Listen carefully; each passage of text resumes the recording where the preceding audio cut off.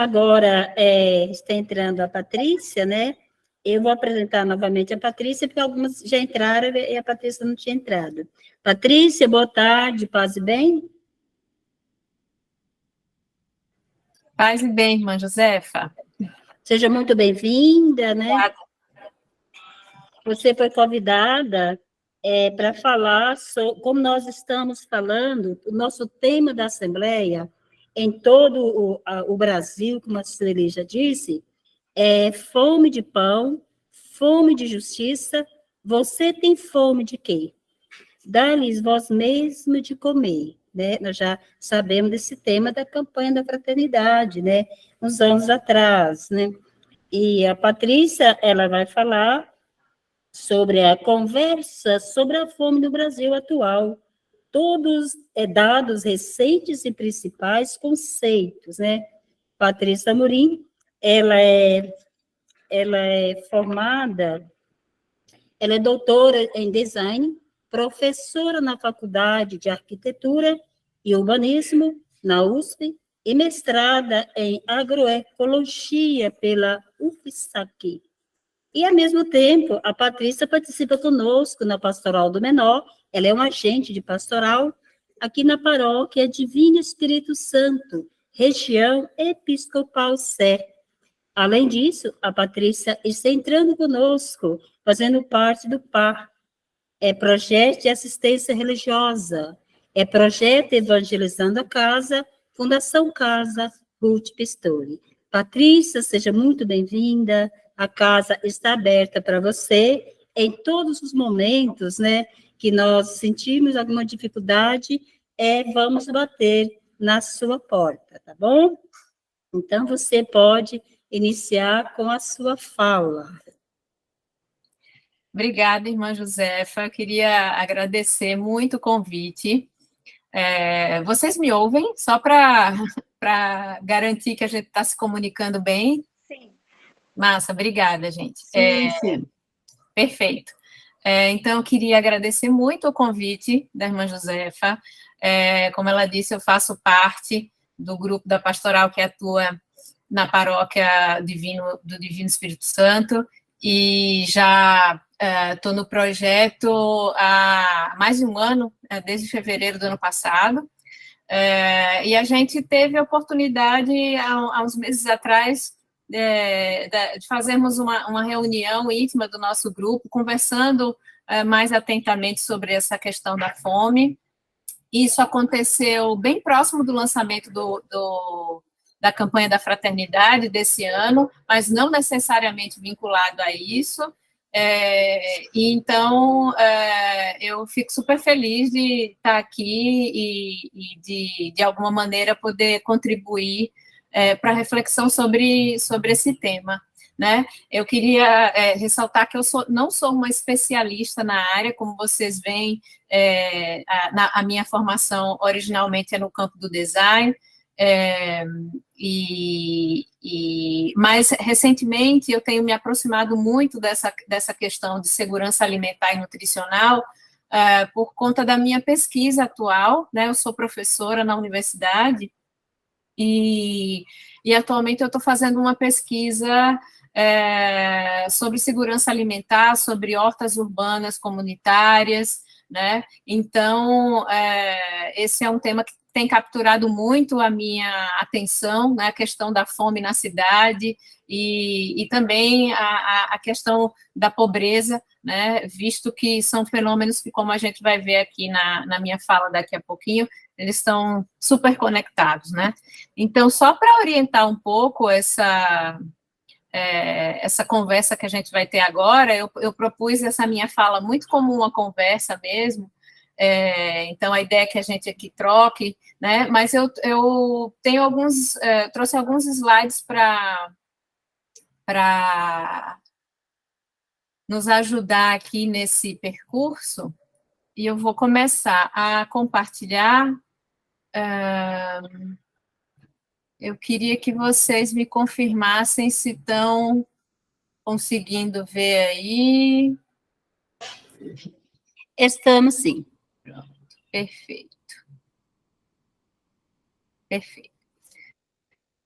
Bom, então o título é uma conversa sobre a fome no Brasil atual, dados recentes e principais conceitos, né? Só para a gente prestar um pouquinho mais de atenção, assim, em informações que descrevem um pouco esse cenário, tentando também ver um pouco como isso acontece aqui na cidade de São Paulo, né? E aí eu acho que eu não poderia começar essa conversa sem falar do nosso próprio grupo, né, do grupo em que eu atuo, né, que é liderado pela Márcia, que está aqui presente. Oi, Márcia. E também pela nossa querida Andréa, né, e enfim, a gente tem um grupo grande, um grupo que vai se revezando semanalmente, a gente atua no sábado, né?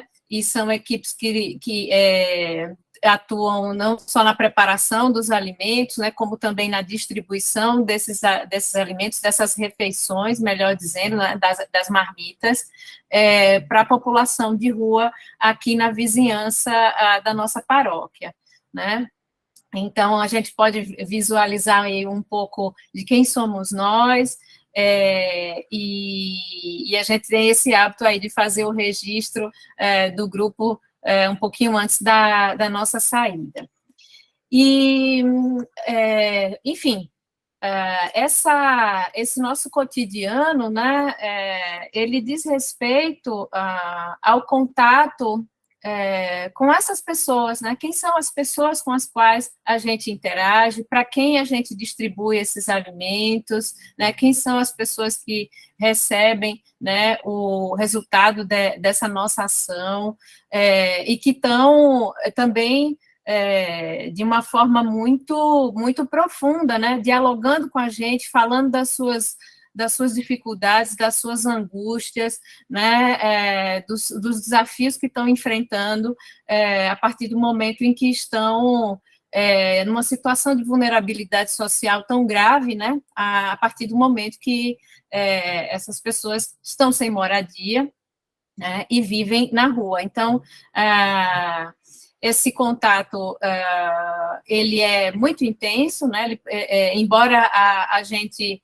enfim, percorra as ruas e muitas vezes a gente não possa se deter tanto tempo assim numa conversa mais particular, mas os momentos em que a gente está ali interagindo, né, com as pessoas são momentos que tendem a ser muito fortes, né, e à medida que a gente vai também se prolongando, né, nessa atividade, a gente vai criando laços, vai conhecendo as pessoas pelo nome, né, e aí eu não poderia deixar de falar da Dona Maria, né, que é essa senhora que aparece aí na foto do lado esquerdo, né, ela é uma pessoa que a gente já vem acompanhando há um tempo, que pergunta, né, com quem a gente conversa, que fala da vida dela, né, a gente pergunta, dialoga,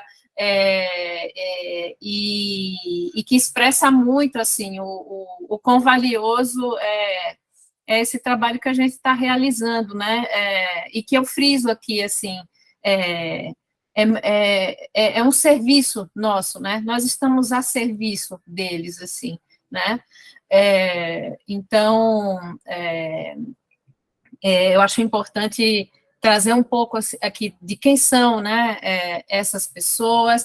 São perfis diferentes, como vocês podem ver pelas fotos, né, a gente tem tanto pessoas mais idosas, sozinhas, pessoas mais jovens, muitos deles são homens, mas temos também famílias, né, é muito comum a gente encontrar também famílias com crianças pequenas. Então, são perfis bem variados, né, as pessoas com as quais a gente interage nas ruas, e que estão, né, de alguma maneira, podendo acessar essa distribuição de refeições que a gente vai fazendo nos sábados, né, como uma forma ali, mesmo que pontual, né, de atuar no combate à fome, né, dentro das nossas possibilidades.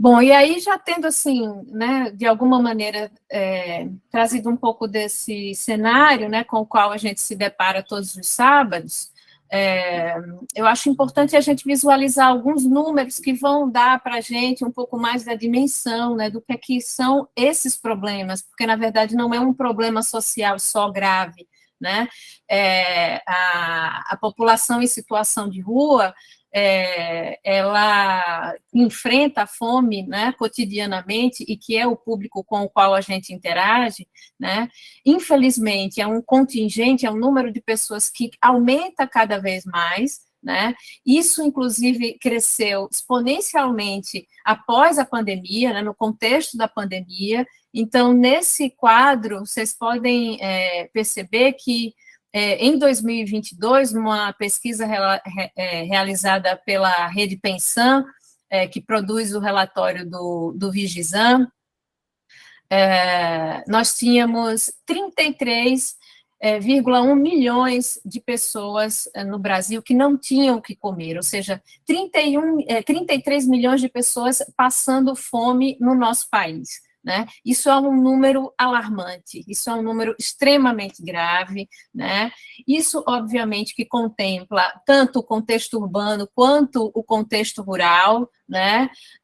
Mas é um número extremamente preocupante, inclusive levando em conta que o nosso país, anos atrás, né, tinha conseguido sair do mapa da fome, e esse número, né, faz com que a ONU tenha que reconhecer que, infelizmente, nós retornamos, né, para esse dado lamentável, né? Um outro número super importante que foi divulgado pelo IPEA, né, que é o Instituto de Pesquisa Econômica Aplicada, é um instituto ligado ao Ministério da Economia, do Planejamento, melhor dizendo, né? Ele identificou que em 2022 a gente tinha aí um contingente de 281 mil pessoas, mais do que isso, né? Um pouco mais do que isso, em situação de rua no Brasil, né? Também outro número gravíssimo, né? Então,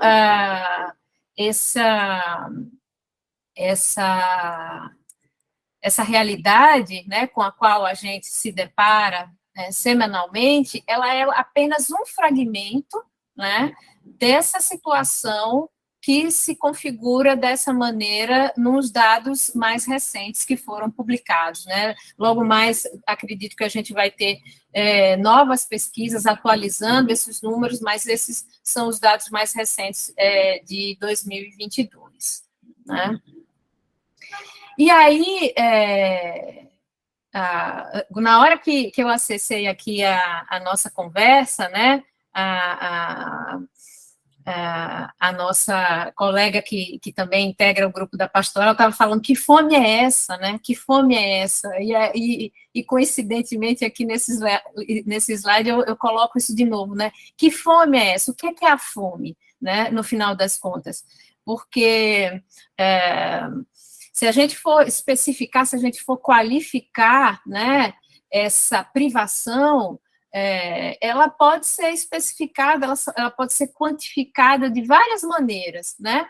Então, por exemplo, uma coisa é eu estar aqui numa situação em que eu saí para trabalhar, tive um dia super corrido, não pude prestar muita atenção ali no que é que eu estava...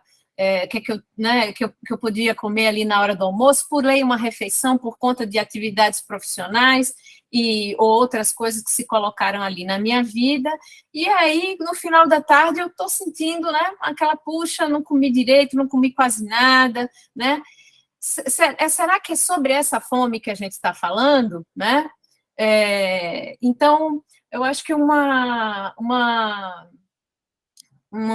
conceito importante, né, para a gente entender do que a gente está falando quando a gente se remete à fome, quando a gente fala de fome, é um conceito chamado segurança alimentar e nutricional. Né? Esse conceito ele é muito importante para a gente poder compreender o avesso dele, que é justamente a fome. A fome, ela é o avesso, ela é o contrário da segurança alimentar e nutricional. E o que seria segurança alimentar e nutricional?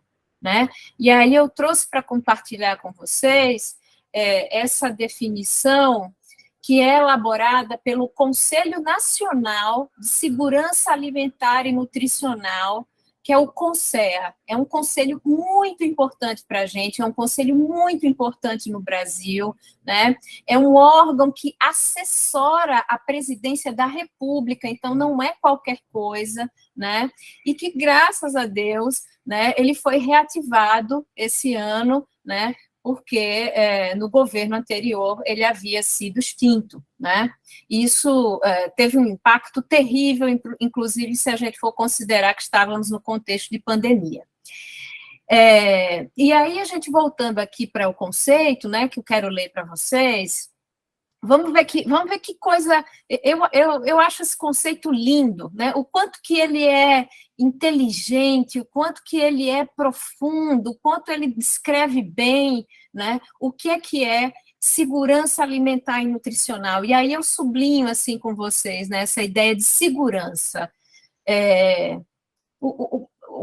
Poxa, nada melhor do que a gente se sentir seguro, né? É tão bom a gente se sentir seguro, né? Poxa, quando eu me sinto segura num lugar, quando eu me sinto segura numa situação, né? Eu me sinto preservada, eu me sinto respeitada, né? É muito bom se sentir seguro. E o termo segurança alimentar, ele vai por essa via, né? Dessa contemplação, né? Dessa dignidade, né? Desse acesso, né? Desse respeito. Então, o conceito de segurança alimentar e nutricional, ele diz o seguinte: ela é a realização do direito de todos. Começa desse jeito. Segurança alimentar é um direito de todos.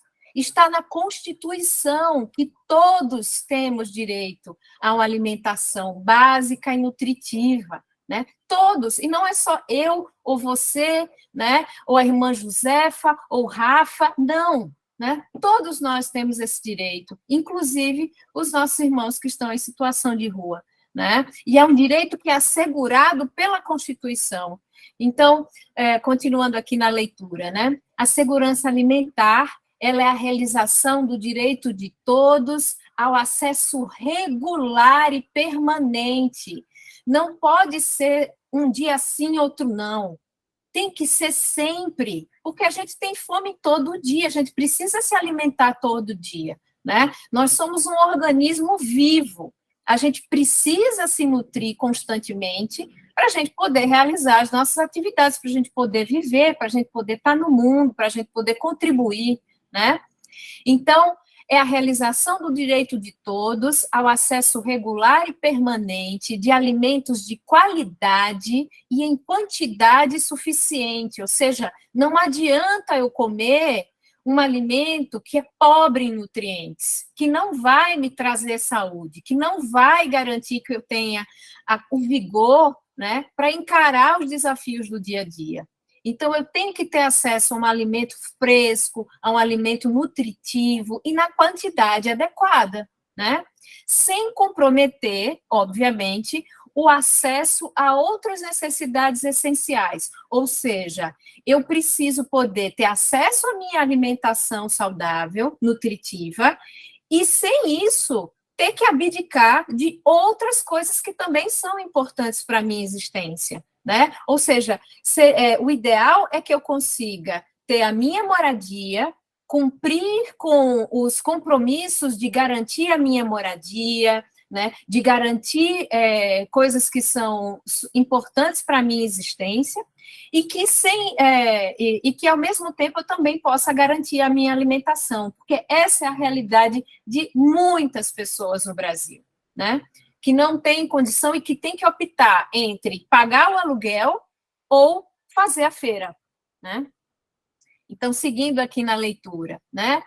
Sem comprometer o acesso a outras necessidades essenciais, tendo como base práticas alimentares promotoras de saúde, que respeitem a diversidade cultural e que sejam social, econômica e ambientalmente sustentáveis. Então, vejam só como esse conceito ele vai contemplando desde o indivíduo até o impacto sobre a produção de alimentos, no âmbito social, econômico e ambiental, para garantir que cada um de nós possamos ter uma alimentação saudável. Ou seja, a minha alimentação e esse ideal de uma alimentação saudável, né, ela não deve poluir o meio ambiente. Ela não deve ser resultado da exploração do trabalhador rural. Então, tem uma série de questões aí que vão sendo contempladas dentro desse conceito e que eu acho que ele é uma grande conquista para a gente. Eu acho que ele é um horizonte, né, para a gente nunca perder de vista o ideal pelo qual a gente deve, né, se esforçar e batalhar para que todos tenham acesso a um grau de segurança alimentar e nutricional nesse nível. Hoje em dia, no Brasil, quem é que tem uma segurança alimentar e nutricional nesse padrão, né? Então, é por isso que a gente tem que lutar. Esse tem que ser o nosso horizonte, né? Eu gostaria muito de ouvir vocês. Daqui a pouquinho eu vou fazer uma pausa para que a gente possa conversar e trocar ideias. Enfim, queria ouvir aí de vocês se está ficando clara, né, essa minha explanação.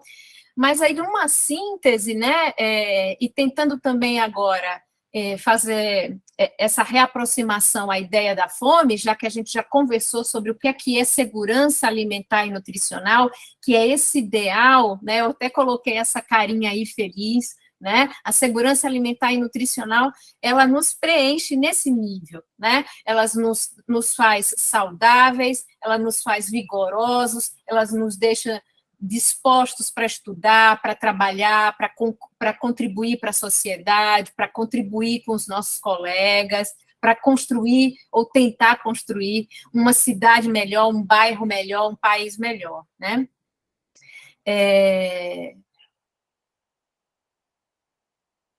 Só que existe o outro lado da moeda, que é justamente a fome, né? Se a gente tem esse conceito, né, de segurança alimentar e nutricional, que é ali o ideal que a gente quer atingir, que a gente quer que todos possam usufruir, infelizmente, a gente tem a insegurança alimentar, que está ali, ó, no cantinho da tela, lá embaixo, triste, né? Que é justamente quando uma pessoa não tem acesso regular e permanente a alimentos. Tá? Então, o estado de insegurança alimentar, que é o oposto da segurança alimentar, né? Ele é equivalente à fome, e existem vários graus, né, de insegurança alimentar, que eu também queria apresentar para vocês, né?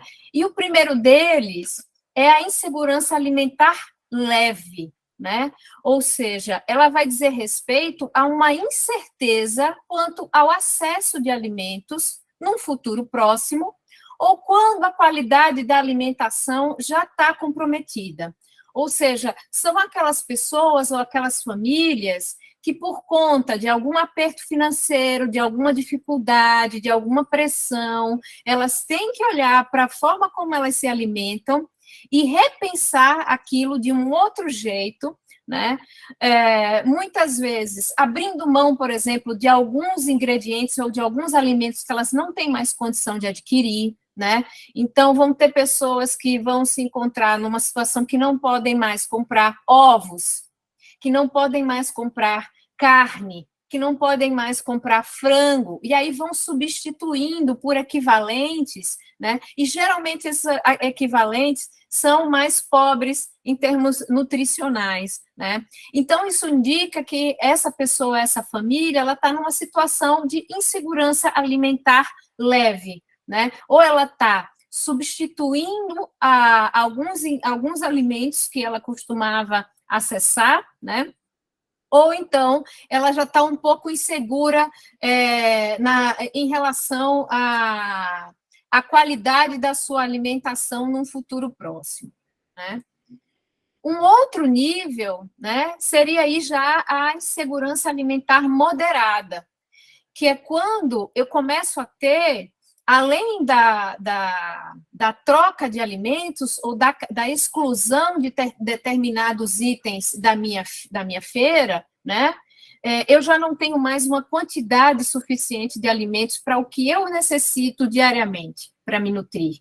E isso é muito comum, por exemplo, quando a gente pensa em famílias onde temos mãe solo, com vários filhos, que tem uma batalha imensa para conseguir trazer algum alimento para casa, e aí elas, obviamente, vão priorizar a alimentação dos seus filhos pequenos, né? E elas vão ficar ali com aquele mínimo necessário para a sua subsistência, né? Então, esse é um exemplo clássico de uma insegurança alimentar moderada, né? Que é quando eu já não tenho uma quantidade suficiente de alimentos, porque eu estou provavelmente, né, priorizando uma outra pessoa, ou até quando realmente, mesmo eu sendo sozinho, já não consigo, né, dar conta de uma quantidade de refeições diárias que sejam suficientes para me manter saudável, né? E, por fim, a gente chega aí, de fato, no que a gente entende popularmente ou no senso comum por fome. Fome significa insegurança alimentar grave, ou seja, é a privação no consumo de alimentos. Tá? É quando eu já não sei quando eu vou comer, eu posso comer hoje, mas eu não sei o que é que eu vou jantar, eu não sei se eu vou ter café da manhã, eu não sei o que é que vai ser o meu almoço, eu já estou em estado de privação, de fato. Né? Eu não tenho mais um planejamento, eu não tenho recursos financeiros suficientes que possam me garantir que eu vou ter a minha próxima refeição. Né? E isso é o que, infelizmente, né, a gente identifica com as pessoas que estão em situação de rua. Né? As pessoas ou a população em situação de rua, elas enfrentam a insegurança alimentar grave, ou seja, a fome, né?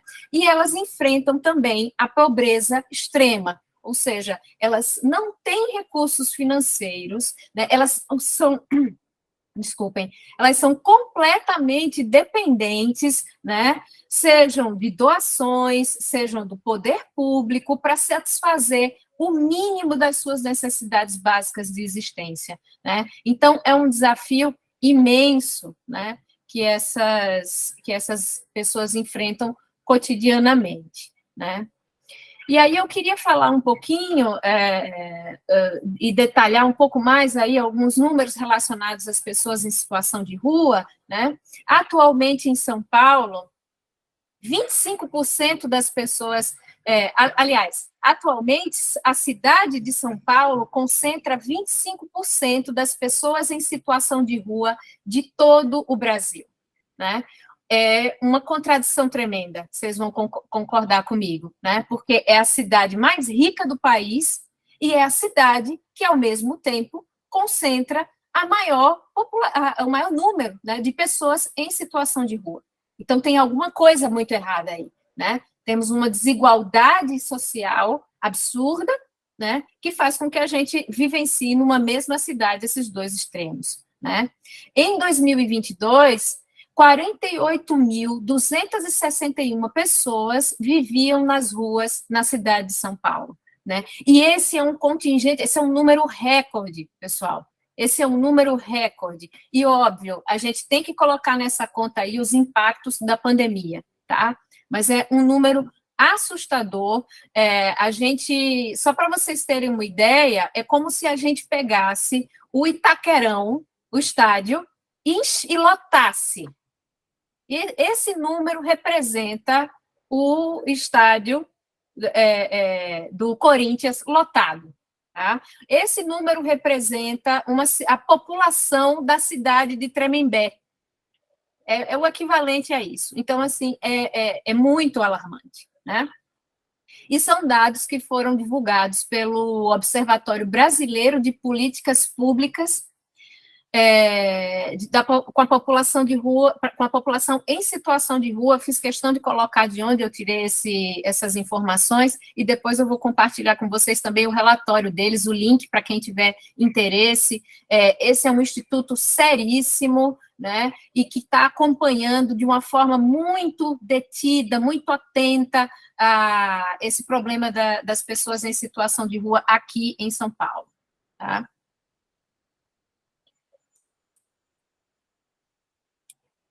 E aí eu trouxe, só para a gente ter uma espécie também de um depoimento, né, de uma fala, né?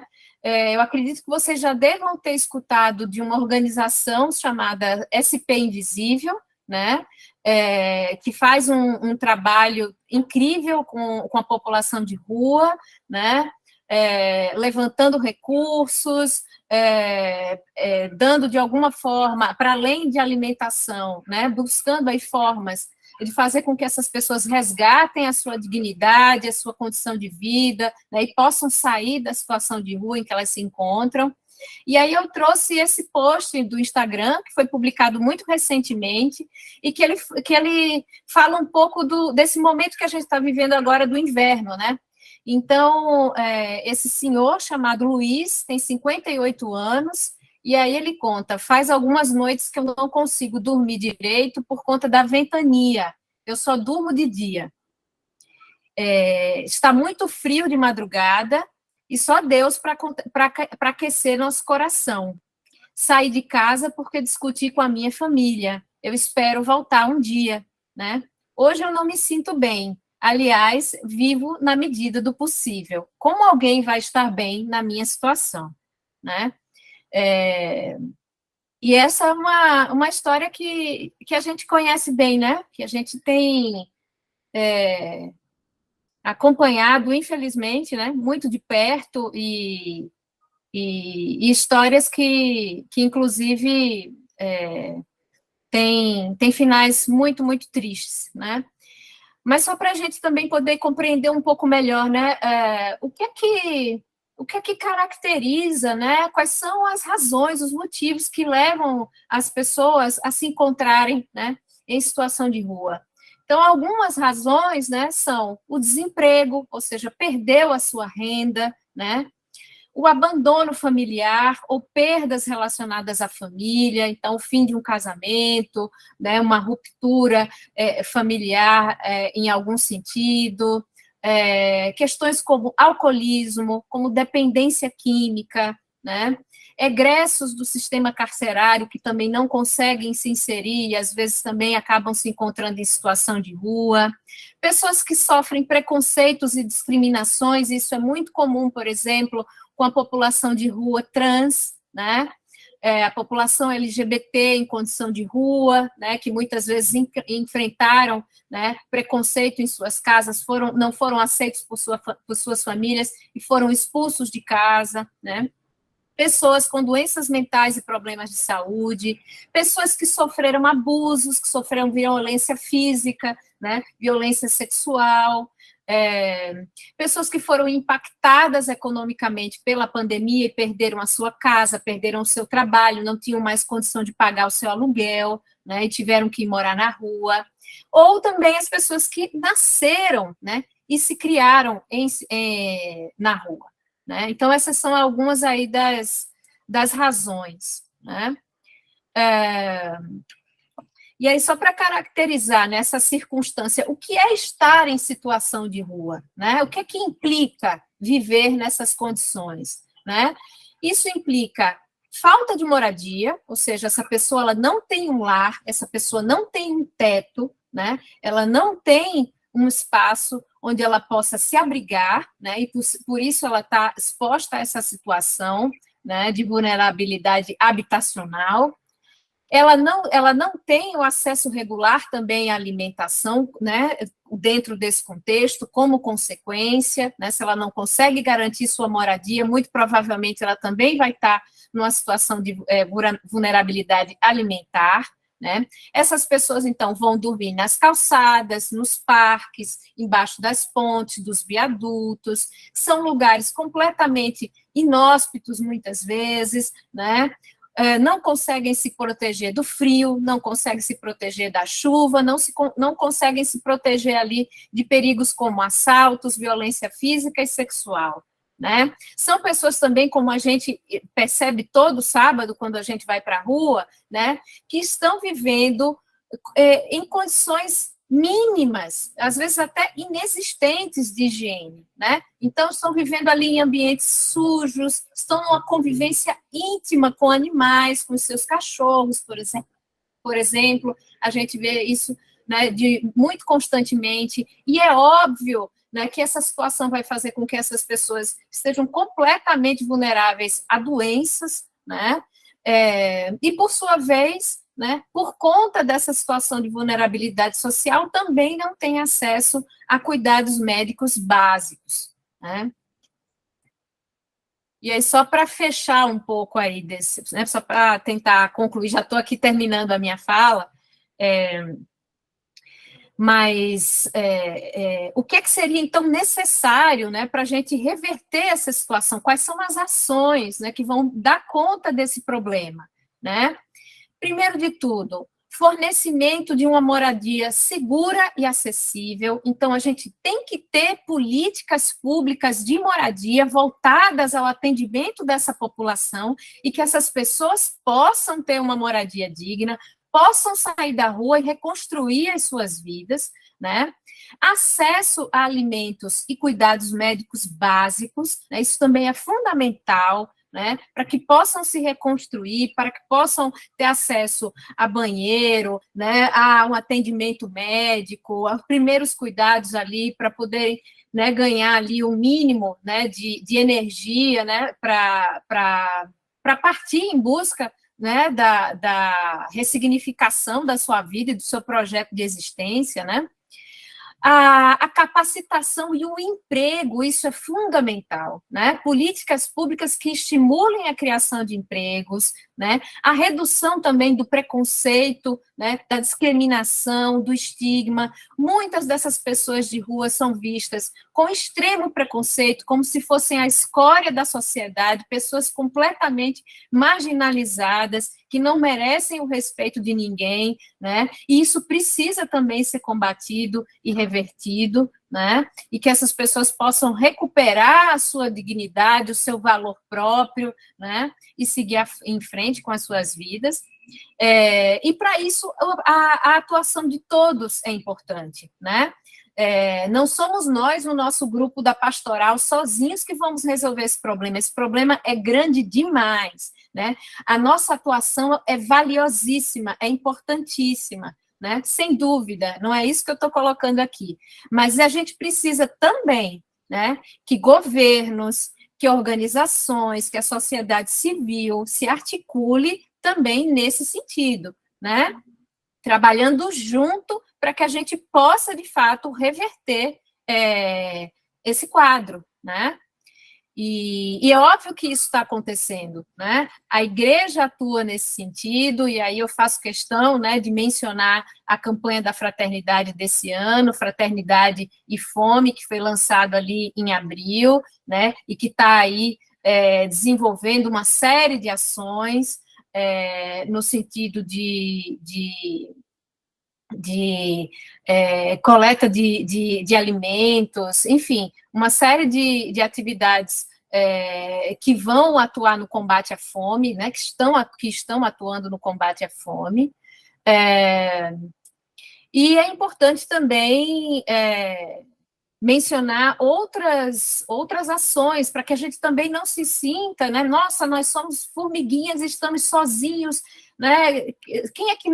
Quem mais está com a gente, né?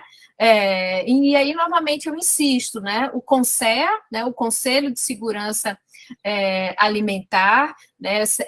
Esse órgão do governo que foi reativado, né? E que está, sim, trabalhando no sentido de desenvolver e colocar em prática políticas públicas de combate à fome. Recentemente, né, no comecinho desse mês de julho, o Programa de Aquisição de Alimentos do governo, o PAA, né, ele foi redesenhado, ele está sendo relançado, acabou de ser aprovado pela Câmara, acabou de ser aprovado pelo Senado, e só falta a sanção do presidente, né, para que ele seja colocado em prática, e é um programa que, dentro, né, das suas diretrizes, contempla, sim, o combate à fome, né, o estímulo às cozinhas solidárias.